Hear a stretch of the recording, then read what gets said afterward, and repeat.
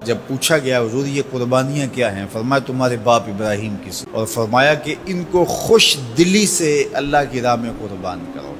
قیامت کے دن یہ اپنے بالوں کے ساتھ، اپنے سینگوں کے ساتھ اور اپنے کھروں کے ساتھ آئیں گے، اور یہ بھی ارشاد فرمایا کہ کل پل صراط پر یہ سواریاں بن کے تمہیں پل صراط سے پار لگائیں گے۔ اور جب قربانی کے لیے کوئی شخص جانور خوش دلی کے ساتھ رضائے الہی کے حصول کے لیے ذبح کرتا ہے تو اس جانور کا خون زمین پر گرنے سے قبل یہ عمل قبول کر لیا جاتا ہے۔ اور یہ بات بھی ذہن میں رکھیے گا کہ ایام نہر یہ 3 دن جو خون بہانے کے ہیں، 10، 11 اور 12 تاریخ، ان ایام میں آپ جو بھی عمل کریں، نماز پڑھیں اور دیگر صالح اعمال کریں، بہت قابل قبول ہیں اور اللہ ان کو قدر کی نگاہ سے دیکھتا ہے۔ لیکن ان ایام میں جو سب سے زیادہ اللہ کو محبوب عمل ہے وہ راہ خدا میں خون بہانا ہے، قربانی پیش کرنا ہے۔ تو قربانی کا کوئی اور متبادل نہیں ہو سکتا۔ کچھ لوگ یہ فلسفہ ان دنوں کے اندر بیان کرتے ہیں کہ 20-50 ہزار کی قربانی کرنے کی بجائے اتنے اگر کسی غریب کو دے دیے جائیں تو اس کے 2-3 مہینے خیریت سے گزر جاتے ہیں اور وہ گھر کے اندر جو ہے وہ ضرورت کی چیزیں ڈال لیں، تو گوشت تو 2-4 دن کے اندر کھایا پیا جاتا ہے، ختم ہو جاتا ہے۔ لیکن اگر اتنے پیسے کسی غریب کے گھر دے دیے جائے تو یہ اچھی بات ہے۔ تو اسلام کب اس عمل سے روکتا ہے؟ غریب کی مدد کیجئے، صرف عید کے دن ہی نہیں، مینڈے کی جگہ ہی نہیں، بلکہ اسلام تو راہ خدا میں جانور ذبح کر کے اسی جذبے کو بیدار کرنا چاہتا ہے کہ تمہیں گوشت کی ضرورت بھی نہیں تھی، پھر بھی تم نے ذبح کر دیا، تو جہاں ضرورت ہوگی اور تمہاری ہمسائیگی میں، تمہارے اطراف میں جب کوئی غریب ہوگا تو پھر تم اس کے لیے ذبح کیوں نہیں کرو گے؟ اس کے لیے تم قربانی کیوں نہیں کرو گے؟ اِثار کیوں نہیں کرو گے؟ یہاں تو پھر بھی ہم گوشت خود کھا لیتے ہیں یا غرباء میں بانٹ دیتے ہیں، لیکن منا کی وادی میں جہاں لاکھوں قربانیاں پیش کی جاتی ہیں، وہاں تو جانور کاٹ کے اس کو ذبح کر کے بس چھوڑ دیا، اس کے گوشت سے غرض ہی نہیں ہوتی۔ زیادہ تر حجاج ایسے ہوتے ہیں جن کو یہ بتا دیا جاتا ہے کہ تمہاری قربانی کر دی گئی ہے، اور وہ فون کال کے انتظار میں یا حکومت وقت کی جانب سے دیے گئے وقت کے بعد حلق کروا دیتے ہیں۔ تو انہوں نے نہ اپنا جانور دیکھا ہوتا ہے، نہ اس کو ذبح ہوتے دیکھتے ہیں، تو صرف انہیں ٹائم بتلا دیا جاتا ہے یا ان کو کال کر دی جاتی ہے تو یہ ان کے لیے کافی ہوتا ہے۔ تو وہاں تو گوشت کھانا بھی مقصود نہیں، تو صرف اللہ کی رضا کے لیے جانور ذبح کرنا۔ تو جب رضا الہی کے لیے جانور ذبح کرنے کا جذبہ پیدا کر کے تمہیں راہ خدا میں خرچ کرنے کی ترغیب دی جاتی ہے تو پھر تم پورا سال خرچ کرو گے، تمہارے لیے کوئی مشکل اور کوئی مشقت نہیں ہوگی۔ لیکن اگر تم جو ہے وہ اس جذبہ خیر سے نور حاصل نہیں کرو گے تو پھر تمہیں یہ دولت نصیب نہیں ہوگی۔ تو سب سے افضل عمل ان 3 ایام کے اندر جو بتایا گیا وہ یہی ہے کہ راہ خدا کے اندر خون بہانا ہے۔ اللہ کے محبوب علیہ الصلوۃ والسلام کی خدمت میں جو ہے وہ مینڈے لائے گئے جو چتکبرے تھے، اور حضور علیہ الصلوۃ والسلام نے اپنے مبارک ہاتھ سے ان کو ذبح کیا۔ تو عید قرباں یہ ایثار کی عید ہے، یہ قربانی کی عید ہے، اور اسلام ہمیں قربانی سکھاتا ہے۔ اسلام لمحہ لمحہ قربانی ہے، ایک ایک ساعت اسلام قربانی کا نام ہے، اور ہمیں درس زندگی یہی دیا جاتا ہے کہ ہم قربانی سے اپنی زندگی کو عبادت کریں۔ وہ کتنا دل گداز لمحہ ہے، قرآن نے اس منظر کو بیان کیا کہ جب حضرت خلیل اللہ نے خواب دیکھا، اپنے بیٹے کو ساتھ لے کر کے وادی منا میں پہنچتے ہیں، اور جو ارادہ تھا، عزم مصمم تھا، اس کا اظہار اپنے بیٹے کے سامنے کیا تاکہ اس نیکی میں بطیب خاطر یہ بھی شامل ہو جائے۔ قرآن نے اس کو بیان کیا ہے۔ ایسی انوکھی کہانی آپ کو کہیں نہیں ملے گی، ایسی سچی کہانی اور عظیمت کی دل آویز داستاں کہ باپ اور بیٹا دونوں بیٹھ کے گفتگو کر رہے ہیں۔ کیا گفتگو ہے؟ باپ کہہ رہا ہے کہ یا بنیا، اے میرے بیٹے، جو اہل زبان ہیں وہ اس کی نزاکت کو اور اس کی لطافت کو سمجھتے ہیں کہ یا بنی نہیں کہا گیا، میرے بیٹے نہیں، یا بنیا. جس طرح ماں لاڈ سے اپنی بیٹی کو بیٹی نہیں کہتی، میری بچڑی کہتی ہے، تو جب وہ بچڑی کہتی ہے تو اس کے اندر گوند گوند کے محبت رکھی ہوئی ہوتی ہے. تو یہاں ذرا لفظ دیکھیے، یا بنیا، اے میرے بیٹے.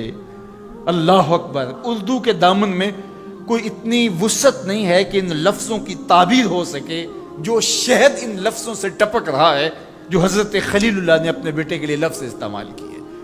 یا بنیا، اے میرے دل بند، اے میرے جگر کے ٹکڑے، اے میرے فرزند نونہال، میں نے خواب دیکھا ہے، اس خواب میں تجھے ذبح کر رہا ہوں. یہ خواب آپ یا میں دیکھیں تو ہم تو اپنی بیوی سے بھی اس کو شیئر نہیں کر سکتے، ہمارے رونگٹے کھڑے ہو جاتے ہیں.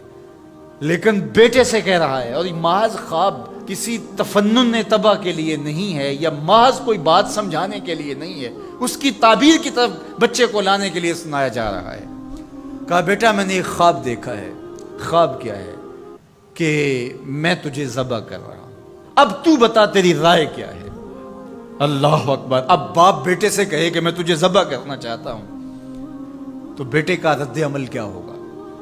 کوئی بھی تصور اپنے بیٹے کو کر کے سوچے کیا رد عمل ہوگا. اس کی آنکھیں پھٹی کی پھٹی رہ جائیں گی. وہ باپ کے ہوش و حواس پہ شک کرنے لگ جائے گا، کہے گا کیا بول رہے ہو، ہوش ٹھکانے ہیں؟ باپ ہو، سفاک ہو، کیا لہجہ ہے تمہارا، مجھے ذبح کرو گے؟ لیکن یہ فیضان نظر تھا یا کہ مکتب کی کرامت تھی؟ سکھائے کس نے اسماعیل کو آداب فرزندی؟ اقبال پوچھتے ہیں کیا تھا جس نے اسماعیل علیہ السلام کو آداب فرزندی سکھائے؟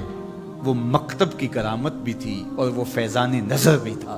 فیضان نظر باپ کا تھا اور پہلا مکتب ماں تھی. سیدہ ہاجرہ نے سکھایا تھا باپ کی بات کیسے مانی جاتی. جو مائیں بیٹوں کو، بیٹیوں کو باپ کی اطاعت سکھاتی ہیں وہ مائیں اپنی اولاد کو فرما بردار پاتی ہیں. ماں کے ہاتھ میں اولاد کی تربیت کا جوہر ہوتا ہے. یہ سیدہ ہاجرہ کی تربیت بول رہی ہے جب باپ نے کہا بیٹے میں تجھ کو ذبح کرنا چاہ رہا ہوں. کتنی بڑی بات ہے. آنکھیں پھٹی کی پھٹی رہ جاتی. یہاں بیٹا کوئی جواب نہ دیتا، اس سکتے کے عالم میں گردن جھکا دیتا. مکمل اطاعت کہلاتی، انقیاد امر کہلاتا، امتثال حکم کہلاتا. باپ کہتا میں تجھے ذبح کرنا چاہتا ہوں، بیٹا خاموش ہو جاتا. السکوت من الرضا. لمحے حساس ہوں تو خاموشی بھی رضا مان لی گئی تو بیٹا صرف خاموش ہو جاتا، سر جھکا لیتا. یہ کافی تھا. انقیاد امر تھا، حکم کی تعمیل تھی، امتثال امر تھا. لیکن بیٹا کیا کہتا ہے؟ یا ابت افعل ما تؤمر.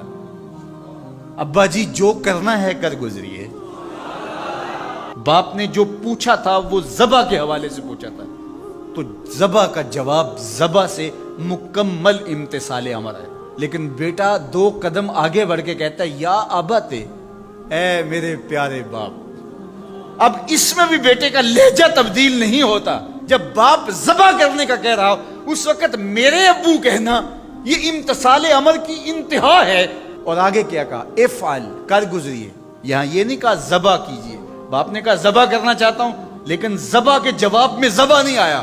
ذرا دل تھام کے بیٹھیے. کتنا امتثال امر اور مکتب کی کرامت کا کیسے ظہور ہوتا ہے. یا ابت افعل ما تؤمر. اے ابو ذبح کیا، جو بھی کرنا ہے کر گزریے. ماں میں عموم ہے، عموم. ما تؤمر، جو بھی حکم ہے. ذبح کیا ہے؟ جو بھی کرنا ہے کر گزریے. رہی بات میری تو یہ کام چھوٹا تو نہیں، ستجدنی انشاءاللہ من الصابرین. آپ دیکھیں گے میں صبر کر کے دیکھوں گا، میں صبر کر کے دکھاؤں گا، تڑپوں گا بھی نہیں. اب یہ منظر قرآن نے بیان کیا. فلما اسلما، جب دونوں نے طے کر لیا. کیا طے ہوا؟ فلاں نمبر کی گاڑی خرید لے نہیں، فلاں پلاٹ خرید لے نہیں، فلاں پلازا لے لے نہیں. باپ اور بیٹے کی وادی منع میں بات کیا ہوتی ہے؟ باپ کہتا ہے میں تجھے ذبح کرنا چاہ رہا ہوں، بیٹا کہتا ہے میں ہونے کے لیے تیار ہوں. آپ دیکھیں گے کہ میں جنبش نہیں کروں گا. اب قرآن نے یہاں جو لفظ استعمال کیے ذرا لفظوں پہ فلما اسلما، یہیں سے اسلام ہے. اسلام یہ ہے یار کے آگے سر تسلیم خم کر دینا.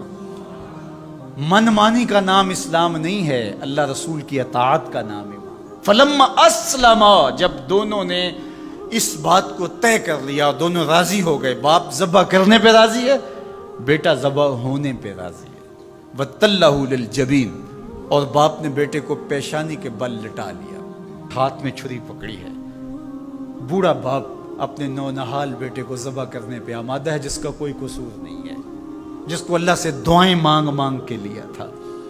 اللہ اکبر. کارکنان قضاء و قدر دم بخود ہیں، آسمان بھی سوگ کی چادر اوڑے ہوئے، وادی منا تھر تھر کانپ رہی ہے، رضوان جنت اور حوریں سسک رہے ہیں، مالک قیامت آنے والی ہے.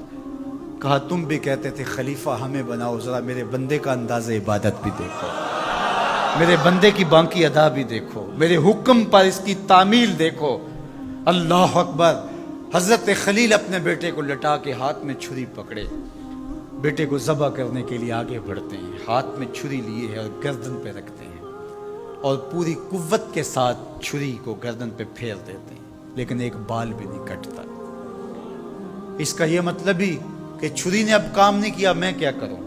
کہا شاید میرے دل میں کوئی ایسی بات آ گئی جس سے چھری کو روک دیا گیا. جلدی سے چھری کو پاس پڑی لکڑی یا پتھر پہ مارا. لما تقطع یا سکین، اے چھری کاٹتی نہیں ہے. آواز آئی الخلیل یامرنی والجلیل ینہانی، خلیل کاٹنے کا کہتا ہے، جلیل کہتا ہے خبردار ایک بال بھی کاٹا.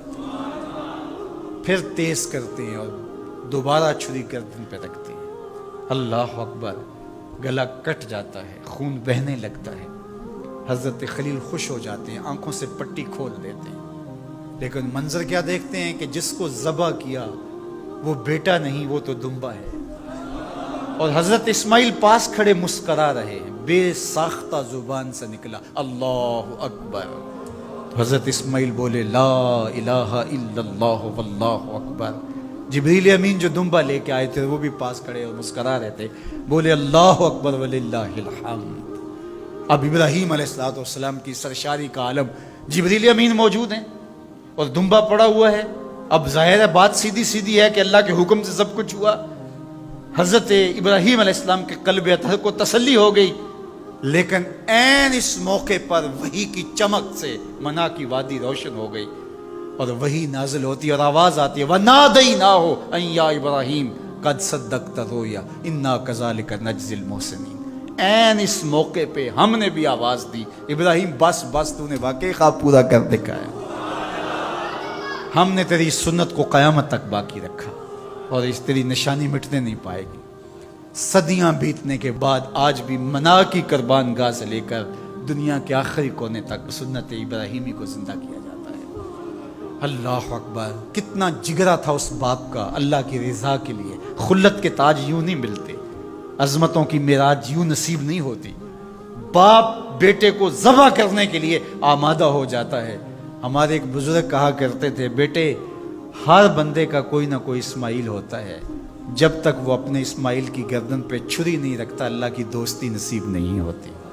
اپنی خواہشات کی گردن پہ، اپنی آرزوؤں کی گردن پہ چھری پھیرو.